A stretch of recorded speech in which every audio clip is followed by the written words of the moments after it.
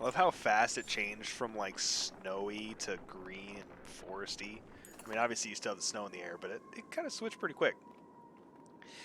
You're making the usual rounds when you hear a rather loud debate coming from the area that Varl have gathered. Ivor joins you as you approach. I mean, we basically just been walking along, fighting some people, doing some things. We just found out that all the people that were fighting, the dredge, are coming up here with their, women and children. And we just left a baby to die under a rock because reasons. But yeah, so that's a thing. All right. Ubin, you'd rather be known for falling asleep and dying in the corner of a meat house than battling asunder? No, I'd rather be known for not dying. Don't even know what you're worried about. I did this 100 times in the Great Wars. Take some warriors, plow headfirst into the dredge. They follow you into the hills, get lost. Now they're following you. Or now they're not following you. When you did this 100 times, did they have a bellower leading them? Have you never heard about the time I hit Bellower in the head with a throwing axe? Both Varl halt their debate when they suddenly notice you watching. Don't stop on my account. Careful, my friend. A lot of old history getting thrown around here. The warriors were just noting that there's a damn good number of dredge on our asses. Bellower pulling up the rear. This one thinks he can just wander up there and throw them off their tracks. How about some gratitude? Thought you'd be happy to finally be the oldest Varl in the land, Ubin. I'm never happy to lose more Varl, Comer. Besides, I'm not convinced you're really older than me. Old rivalry got here. Comments like that remind me, I've already wasted too much time doing nothing. In the old days, I'd already be halfway to the battlefield by now. Speaking of which, you coming, Ungvar? You could ask Bellower for your arm back. Don't think so. Not exactly in the mood right now. Alright then. I'll tell Hatterberg you said hello. Kermer and a good many Varl warriors head out towards the growing army of Dredge. Is he going to come back? He always has before. But this time feels different, I fear.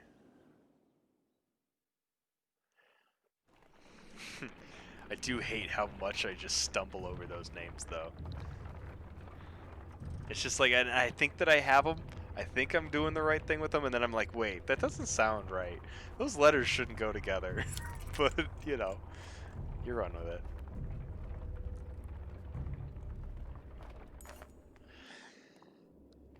Stop. A resolute voice calls from somewhere in front of you. The surrounding terrain comes alive with armed figures surrounding the caravan. No need for bloodshed, the leader says. Leave a couple wagons and pretend you never even stopped here. Yeah. How about you leave what you got instead? The counteroffer takes the leader by surprise for a moment. We don't have time for this nonsense, hisses Odd, loosing an arrow before anyone can react, and the brigand leader falls over in a spray of blood.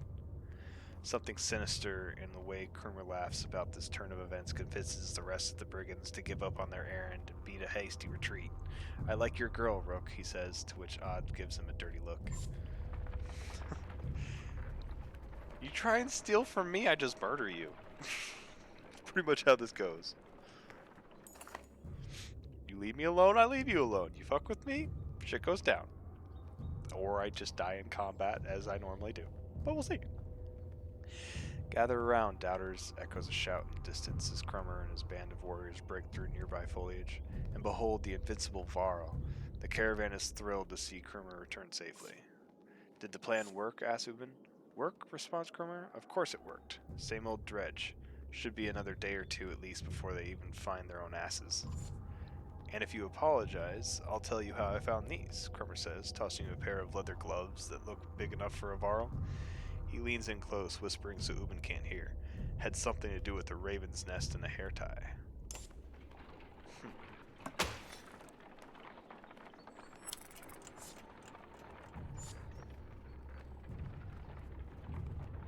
As Sigurholm approaches, we fear the worst.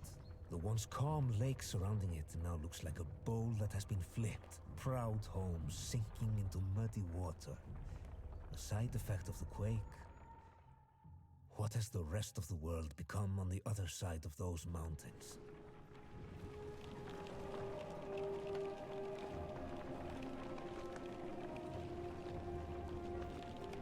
Damn snake fucking everything up.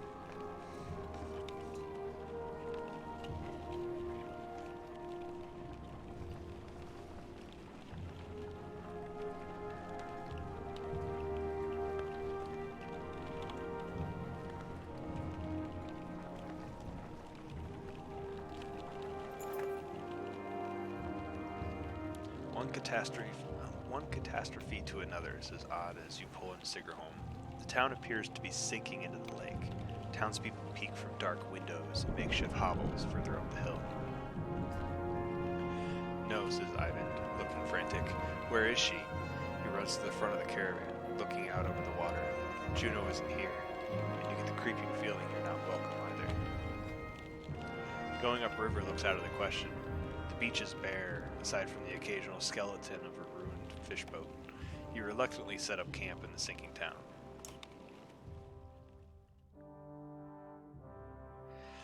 All I'm saying is, how long are you willing to wait? While taking stock of the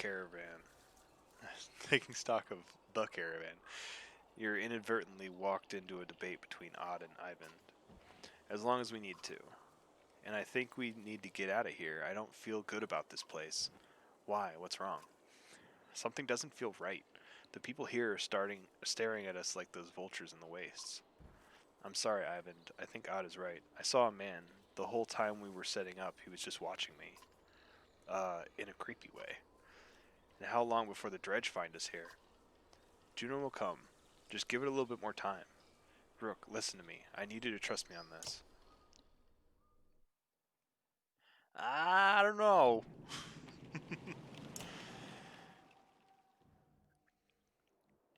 You're really worried about her, aren't you? What? Oh, Juno? Worried doesn't describe. Worried doesn't begin to describe it. If she doesn't find us here, or something has happened to her, are you sure what you saw was real? It could have been a dream, or I don't know. You were pretty exhausted. I don't know. To be honest, I'm not sure anymore. Everything is a blur.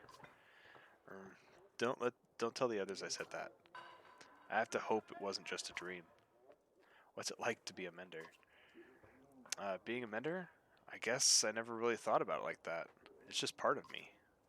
They were very young, and I would join the order. They knew very young that I would join the order. Born into it, you could say. My mother and father, both menders. The guild is for lots of people now, builders and healers. Do they all pull lightning out of the sky? No, that's not normal. It's one of the reasons I know Juno. She's one of the council. She helps me control things like this, so we don't end up scaring people. How exactly does weaving work, anyway? Well, the hardest part is usually seeing the threads. Everything is part of the tapestry. It's made of threads woven together. If you can see the threads, you can manipulate them. I don't know how to explain it, really. It's like trying to play a harp with invisible strings. Look at my staff, for example. Some menders carve intricate patterns in the wood to help them remember the shapes of... like I said, hard to explain. Why is Bellower still following us? I saw Grofheim as it burned. Ivan gets a faraway look in his eyes. The sunder blew through it like a tempest. The Varl fell in the thousands. Most of the sunder left the city and headed south. Who knows where they are now? They might be destroying every town they've come to, or heading towards Evering. Bellower stayed in Grofheim, just for the sport of it, I think. As we flew to Eintracht, I thought he must want to wipe the Varl off the map completely. But then he came after us. Maybe he knew Ivar was the one who killed Reyes. Maybe, but let's just make sure he doesn't catch up. Do you think this is the end times? I don't know what to think. I wish I could give you a better answer. Even if we escape the dredge, that serpent said a darkness was covering the world. I don't know how long that will take, or what it means even. I'm just trying to solve one problem at a time. The Menners are in Aberang. If we can find ships and make it to the capital, we might have a chance. I won't take any more time. No, it's okay, Rook. I appreciate the talk. It's good to stay grounded. I spent all day worrying about serpents or sunder. I think a lot of people are intimidated, or scared maybe, of me. Don't worry, it's nothing new. I'm used to it. Maybe sometime we can talk about things that don't include the world ending.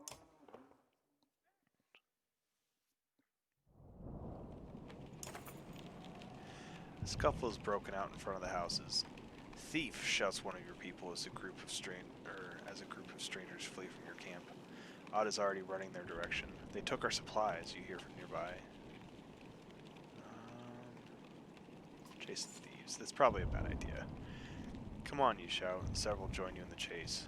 You wander onto the beach where some men have been waiting for you. Some terse words are exchanged about whether anything has been stolen or not. You don't see who draws the first weapon, but it ends the conversation dead. The thieves scatter pretty quickly when you start laying into them, but when you return to the caravan, you discover why. Even more supplies have gone missing since you rushed out to fight. Knew it! Distraction. Okay. What? Really? Go away! I just want to sleep! Random assortment of people from the caravan confront you. Listen, says one. We don't feel safe here.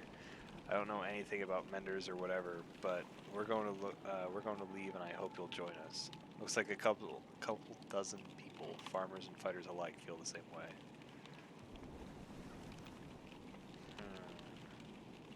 Encourage them to stay.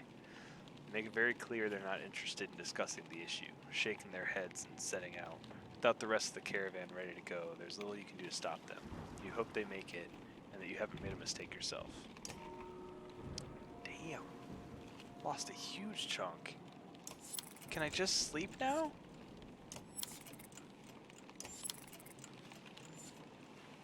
Okay, so now that we're all healed. Rook, wait, please, Ivan begs. She said she'd be here. We need her.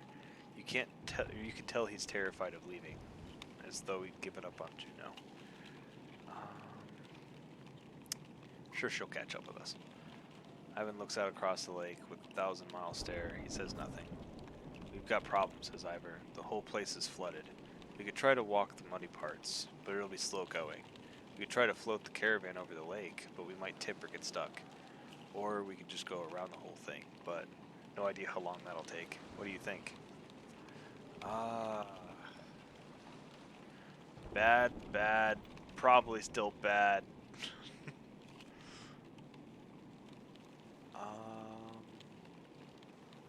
We don't probably have the supplies for that. They're probably going to try to mess with us, but it's probably the right choice. Gonna sink, gonna lose something. Gonna get stuck, gonna lose something. Let's try 3. The locals become a lot more helpful when you swallow your pride and start offering food for help crossing the river. They give you small fishing boats to borrow and show you the area with the best chance of making it across. You hope your luck holds out as you launch from the shore. Despite, or you suspect because of your vigilance, the locals from Sigerholm don't try anything underhanded as they take you in their small boats to the other side of the lake over several trips. You leave them with a generous amount of food, and they row back to their town.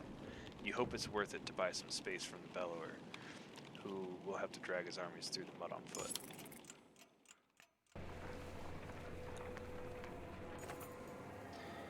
Alright. So, more supplies missing. The woman by the wagon says to you, and look, tracks. Right here they look like children's footprints, but my husband and I followed them into the wilderness a ways. They meet up with some adult tracks, no telling how many. Let's round up and question the children. Your clansmen are on edge as you question the children. None of them seem to know anything about the food, but you manage to scare them more than you intended. 2 brothers in particular are left on the verge of crying. Great. Starting the day off strong. As of now, we're still just trekking along. Need to get more supplies, starting to slowly lose people. Let's see how it goes. Only have 6 days left. As you're about to head off to sleep for the night, Onif pulls you aside. I have a couple of concerns I wanted to speak to you about, he says. In private. You find a quiet place to talk. Gonna end up having to add voices here, I think. What's on your mind? How well do you know the people traveling with us? How many strangers are in the caravan now? Ah. Who are you worried about? I've been watching folks since I joined you. Your companions from Skager, they're loyal. I mean, it seems pretty clear that they'd die to protect you. I suppose I'd do the same. What about the Varl? You don't even know half those warriors. You're telling me they have no problem following a man's orders now? After everything that happened at Einertoft? Trust Ivor to handle it. He's fearless, I'll give you that. But look at him, he's run ragged. He can't be there all the time. What happens the first time the Varl don't want to do what you tell them? If Krummer gave the word, I'd guarantee at least half would follow. Let's be honest. They could take this caravan by force at any time if they wanted to. I mean, honestly, we kind of have no choice but to trust them with the stuff we're doing now, but we want to do that, or what do you suggest?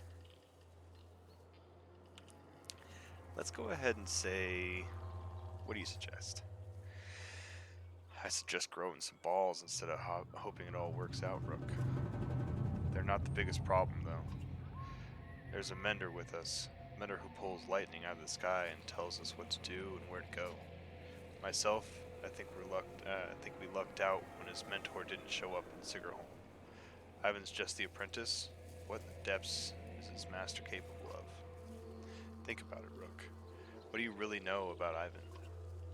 I heard they were found practically dead in the middle of nowhere when the dredge started showing up.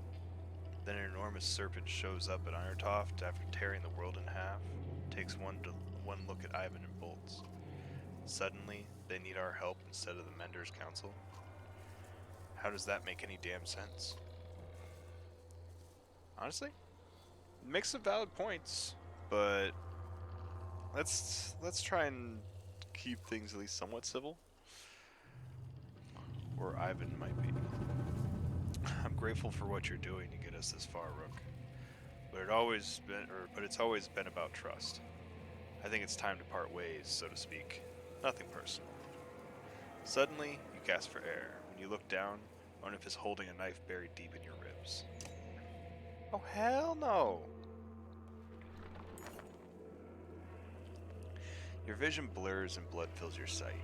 You gasp again. There's a bird whistle, and the camp becomes a blur of motion. Onif's fighters from Frostfellow leap into action, cutting people down. Oh, this is... As Odlift turns to fire on the men, Onif runs her through. Shit, okay. And pulls the blade from her back without even breaking his stride. She drops like a sack of flour. In one clean motion, his blade then takes a gill in the throat before the boy can grab his shield. Onif heads straight for Alette, who freezes him in unbridled terror. This is definitely some bad choices here. You rise to your feet through the pain. Agil and Odlift are dead. Somehow you find the strength to cleave the nearest traitor in two, but you can't find the breath to shout. You think your lung might be punctured. Onif clutches Alette's wrist amongst the commotion, tossing her bow aside and pulls her into the deep woods. Her eyes meet yours across the campsite. No, her lips say, though you can't hear the words. A dozen men appear between you as Ivar steps into view, as fearsome as you've ever seen him. Where is Alette? Shouts Ivar, tearing through the nearest bandit, but you're already hobbling into the deep woods where they disappeared, ignoring the battle raging behind you. In a haze of pain, you start to think you've lost their tracks. Then you hear Alette screaming in the distance, followed by silence. You tear through the trees. A small clearing, Alette lies with her back against a tree. Her hands and her clothes are covered in blood. She stares vacantly ahead, unblinking. Beside her is the body of Onif, an arrow buried into his right eye, as if placed there by hand. She looks in your direction and then at Onif. I killed him, she says. Alette, are you alright? You cringe as much from the pain as the appearance of Alette after a bloody struggle with Onif. No, I'm not hurt. I had no choice. Dad, your chest, you're bleeding. Suddenly she is at your side, putting pressure on the wound. I can fix this. Where's my needle? Odd, anyone. Ivar, I found them. Just as your sight goes black as you see Ivar and Alette standing over you. He's going to make it? Your eyes open to the sound of Alette's voice. Normally, a wound like that, I only hope I did enough. I'll survive. Dad, Let stops herself from hugging your bandaged chest, pulling your head to her instead. The words come out easier than you expected. Odliff? It's a good thing Ivan was here. She's going to pull through, though it was a nasty wound. Hey, all my characters aren't dead! I mean, Onif wasn't really that important. I liked his ability, but, fuck him. We managed to kill most of those traitorous sons of bitches, and the rest fled into the woods. They were a lot of people I couldn't save. You did everything you could, Ivan. Nobody expects you to raise the dead. Ivan frowns deeply, putting a hand to his forehead. Why did Onif do this, Rook? He was talking to you right before it happened. He'd been planning it all along.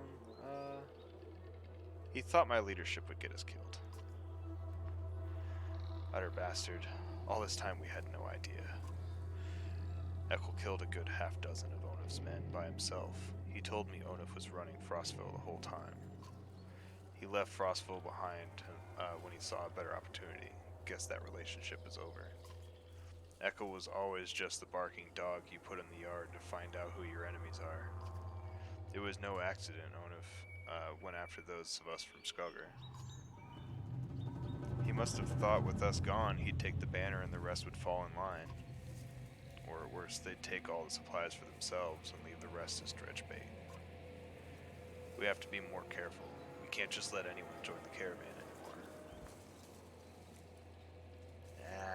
I guess where are we gonna end up drawing the line, though? Because obviously, yes, if we let people in, things can happen, but we still need people. Numbers matter. Let's actually let Ivor say. So, where do you draw the line, Ivor? I don't know, Rook. I really don't. None of this changes the fact that Bellower is out there somewhere, following us. That swamp around Sigerholm might buy us some time, but we've got to keep moving. Your body aches all over, but Ivor's right. The road calls. The caravan is already starting to pack up camp.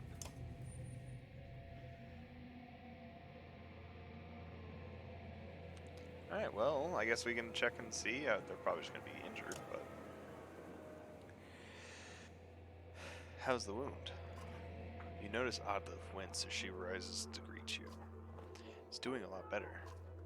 When I saw it happen, I thought for sure, I'm really glad you would have missed me, Rook? She smiles. Without Ivan, that's all you could have done. Instead, you'll have to put up with my crap a little longer. It still aches like you wouldn't believe, though. Oh, maybe you would. Heard you took a stabbing yourself. I guess things could have gone worse. What do you think about the caravan? You mean, should we start kicking people out? That's a tough one. Usually I'd be the first to give you a dirty look for suggesting it. On the other hand, I got a sword in my pack. Odliff thinks for a long moment before sighing. Don't send anyone away. Just make sure nothing happens to Alette. How are you doing? I'm doing alright. Sometimes it's a little lonely since my husband died. I guess I'd say it's more like being alone, even surrounded by all these people. Not like I don't have enough to worry about, though. I'm glad to have Alette around.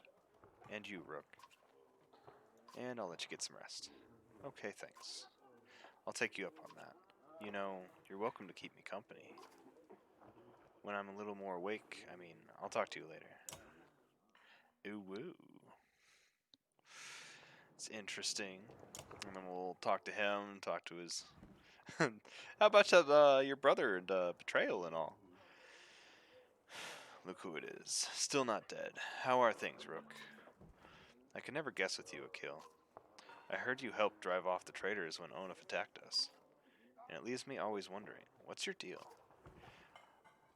I'm not so hard to understand. Why don't you try asking instead of telling? Why didn't you warn us about Onif? Didn't I? How many times did I have to call him a traitor before you got the message? What did you want me to say? Watch out, Onif's gonna murder your whole family? He didn't fill me on the details. He was always like that. In fact, I wouldn't be surprised if he tried to convince you to off me, but listen, I don't need to know, so keep it to yourself.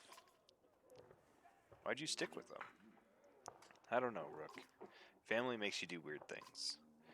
You know the worst part, or you know what the worst part is? We became kin when he married my sister. She died of a fever one night. But she didn't. She wasn't sick. He killed her. I don't know why he did it. Maybe he just felt like it. I was so furious. I got so angry that I wanted him to beg. I could kill him without a second thought, but that wasn't enough. I wanted him to feel sick about it, puke his guts out.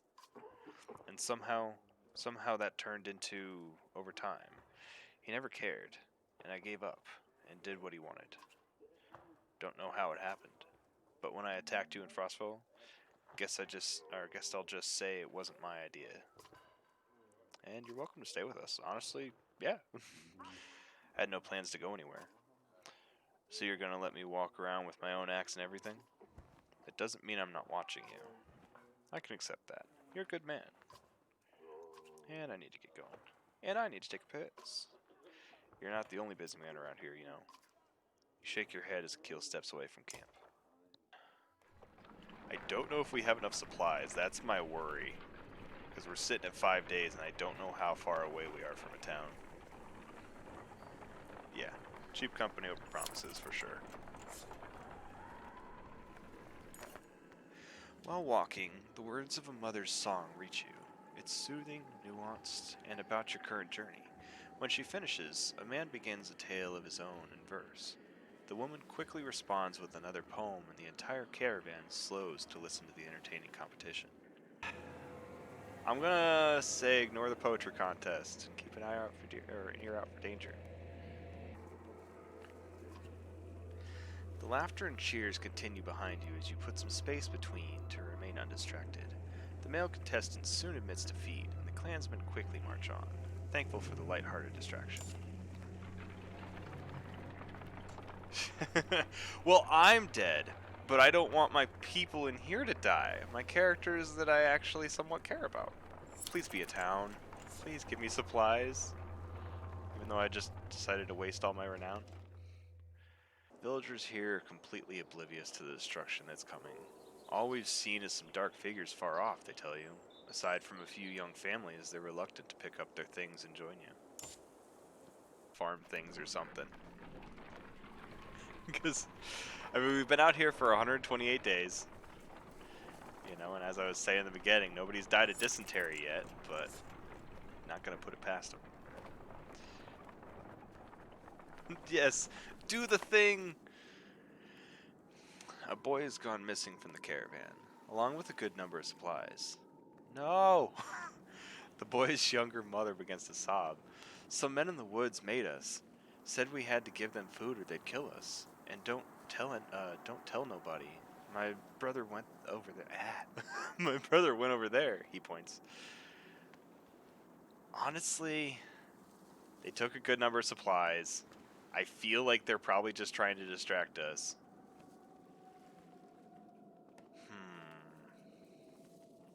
We can just lead a war party, go all out, just this once. Why not? Oh no! I didn't mean to do that. Not that many supplies. Two groups, one on each side, you instruct. They head out as you try to calm the parents. Much later, the fighters return, bloody and with the boy's body.